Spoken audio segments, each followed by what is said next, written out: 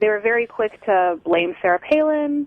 I'm talking about the 2011 Tucson shooting. Actually, the last time there was prior to this was the Dark Knight Rising shoot. But it wasn't like a politicized. Oh, yes, it was. ABC News tried to blame it on the Tea Party.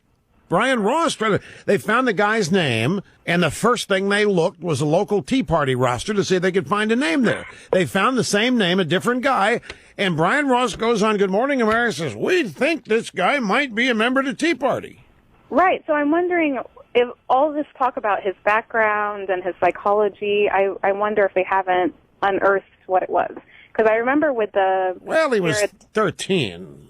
He can still have political beliefs. But I remember with Jared Luffner, they said that he was a Republican, and it turned out that he was actually quite liberal. They all are liberals. If they're mentally disturbed.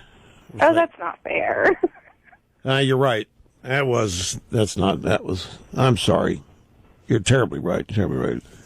Yeah, that's one of those things you just can't tell the truth about. You're right. I should not have said. I take that back. Take that back. We don't know what his political affiliation was. That's right. There hasn't been any curiosity about that.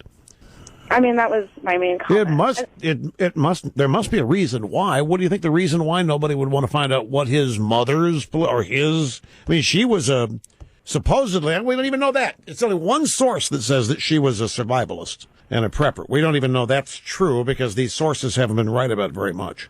What's your wild guess? What do you think his political affiliation was? I mean, I'm not that concerned with what his political affiliation is, if he's liberal or Republican or whatever, but I just find it interesting that it always is assumed that the person is some kind of radical right-wing person when most of got to take a break. I just saw the clock. I was off by a minute.